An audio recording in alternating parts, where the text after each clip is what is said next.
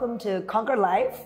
My name is Sonal Agarwal. We are back with another interview and the fabulous Jenna Johnson. Hello. Jenna, welcome. Jenna is a holistic nutritionist specializing in gut health. Tell us about yourself, Jenna. I'm Jenna Johnson, hello, and I'm a holistic nutritionist, as you just said. I own my own business called The Scrounge. I also co-founded a company called The Healthy Giver. So was there something that prompted your journey into nutrition? Yes, so a lot of things. In college, I was a dancer, so I really needed to take care of my body in college, which was kind of the opposite of what a lot of people do in college, but I was dancing every day, so I needed to take care of myself. And then also a lot of people in my family have had chronic illness, mostly cancer. So that was a huge reason why I wanted to dig deeper into how food affects our body, our health, our longevity. And then myself having gut issues for most of my life also was a big reason. And I didn't really heal from that until I really took a holistic approach to my health. So many reasons, but those are really how I got into it. But how does that connect now to mental health? Because people feel like food goes into the belly and your mind is like separate.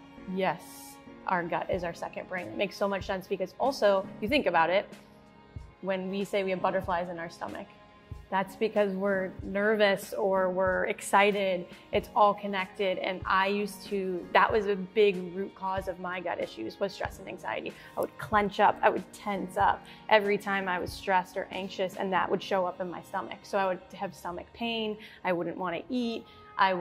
Because I was stressed. So mental health and gut health are so connected, and it's so important to understand that connection and realize that, you actually have you can do a lot of things to help with your mental health outside of just, focusing on the brain. There's other aspects that are going to connect to it and make you feel even better.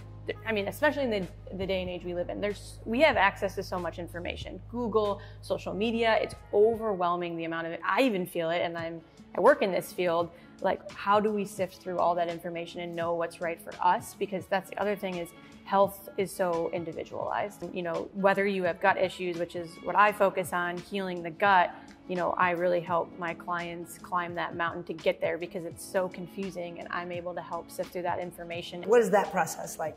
Yeah, so it's, I find out a lot of information. I think a big piece of it is just talking and having the time to spend with them. I spend an hour on every call we have, and I ask them questions that a lot of people have never asked them before. About their lifestyle. One thing that's huge is the products that they use. What are they putting on their body? Our skin is our largest organ, and 70% of the products 70% of our immune system's in our gut.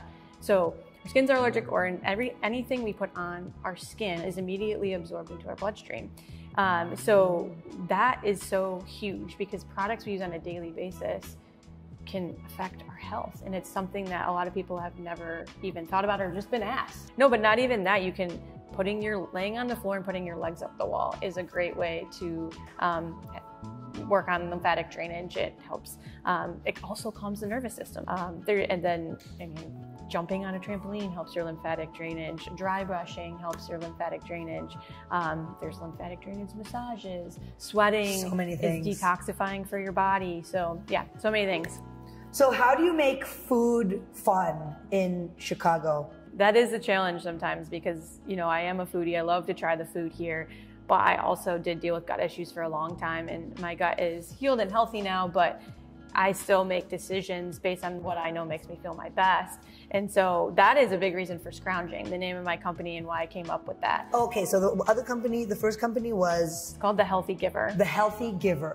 That's like a transition tool. Yes. To get into a healthier lifestyle. Very product and now focused. The Scrounge is my holistic nutrition business. I love this. Give us a little download about the Scrounge. So I would find recipes that I wanted to make, but I didn't feel like they were healthy. So I would start subbing ingredients based on what I had in my kitchen to make those recipes healthier and to just be able to use what I have. So that's how the Scrounge really came about. It's really all about taking the complication out of cooking and making it, fun and enjoyable, and, creating a space that feels fun and somewhere you want to be in your home is the kitchen. And I think too, a big thing is when you start to eat whole, real foods in their, just their natural state, they taste so good just on their own. Why are we so obsessed with sugar and salt?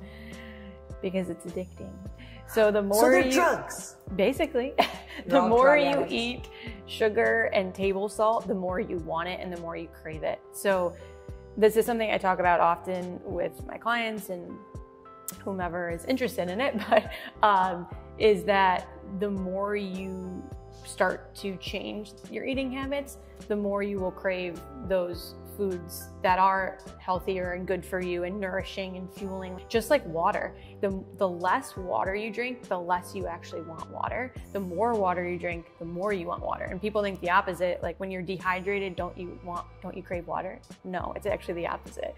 So just as with food, when you are eating salt and sugar, you want more of it.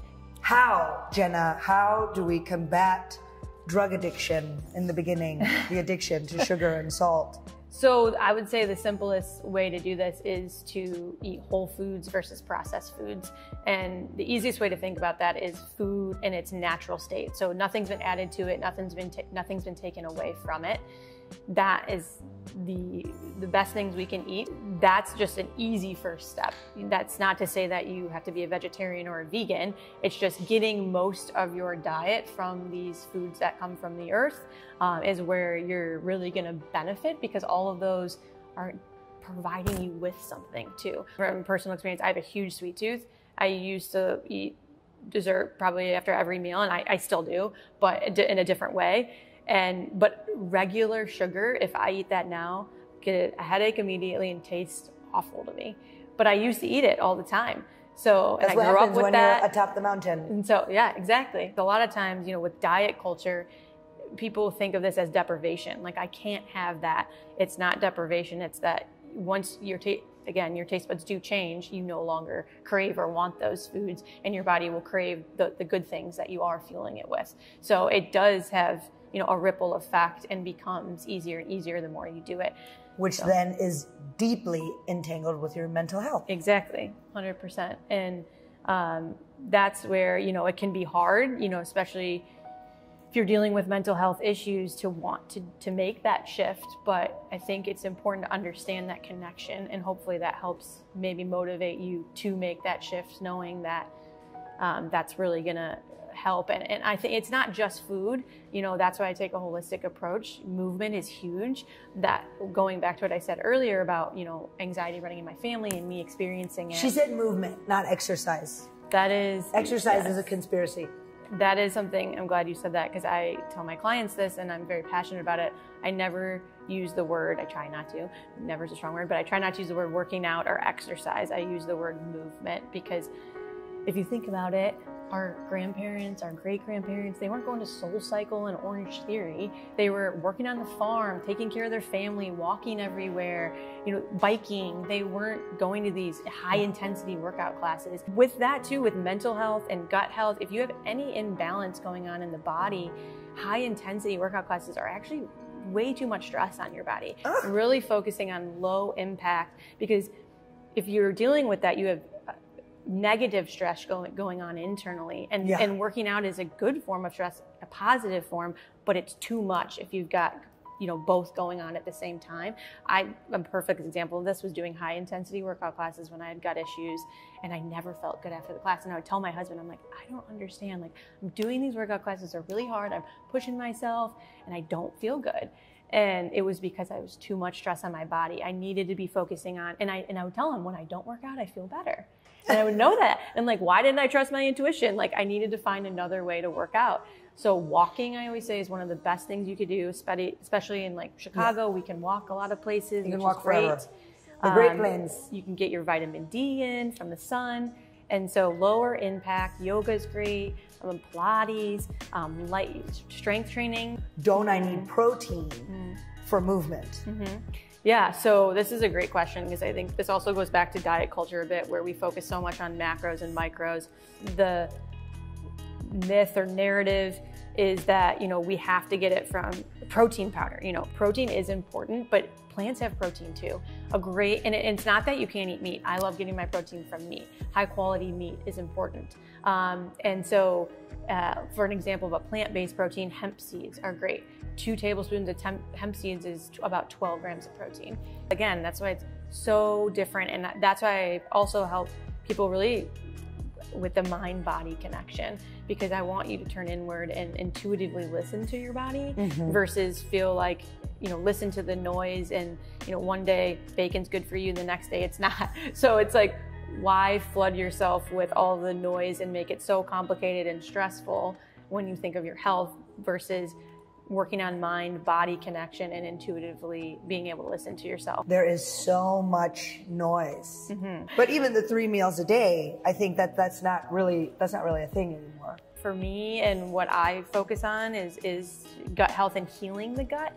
So I encourage my clients to eat about 3 meals a day and not small meals throughout the day, because that can actually, okay, so versus doing little snacks throughout the day, yes. I think that's become kind of trendy. It has, for sure. And your body uses a lot of energy to digest food. Oh yeah. So by giving it time to rest and reset between meals, about 2 to 3 hours, I usually say, between meals, is really what you want to be doing. And you can also focus on drinking water between that time, because a lot of times people aren't drinking water, and then between the meals they're eating because they think they're hungry when they're actually they're thirsty. They need to be drinking water. And people eat so late. Yeah. And it's like your digestion can't happen because you're sleeping. Right. And you're putting processes together. Do you have anything that you would like to say on the topic of eating late? Yeah, I mean, I think it's definitely beneficial not to eat, you know, like right before you're going to go to bed. You really want to allow your body to rest and reset when you're sleeping. And if you have eaten close to that, it's going to, like you basically just said, it's going to kind of interfere with that, and you might not get as restful of a sleep. And I would say for sure alcohol, that also affects your sleep quite a bit, and sleep is so important. Like I said, as a holistic approach with mental health being our focus here, like that's gonna help so much too, is sleep. And do you get frustrated at grocery stores just seeing what's on the store shelves? Yes. And like you said, the greenwashing. Yep. There's so much stuff that they just put in green packaging now. Yeah. And it looks healthy. Yeah. And you're like, this is not healthy. It's super frustrating. Yeah, because then it's like, there's so much education that has to be done around this, which is just sad and frustrating, because you should be able to walk into a grocery store or even a drugstore that, you know, and trust that the product you pull off the shelf is going to benefit you versus harm you. But I always say too, like, stay on the exterior of the grocery store. That's where more of the whole foods are. Ooh, versus the that's processed. a fun trick. Yeah, all of the processed foods are in the middle aisles. So really avoid those aisles as much as possible and stick to the exterior is a simple trick to help navigate the grocery store. So what other ways do you practice mindfulness, and what does mental health mean to you? Moving my body in some way, shape, or form every day, and then disconnecting from our crazy world of technology is huge for me. I know immediately that technology raises my anxiety almost immediately, and I'm just very self-aware of that, and I'm not perfect. I struggle with that every day, especially because a lot of my job is on social media. So that's a huge one. And then continuing to nourish my body with healthy foods that I know make me feel good. I do practice meditation occasionally, not every day. I think meditation for a lot of people is, you know, seen as this formal practice of sitting down and meditating, whether it's guided or on your own.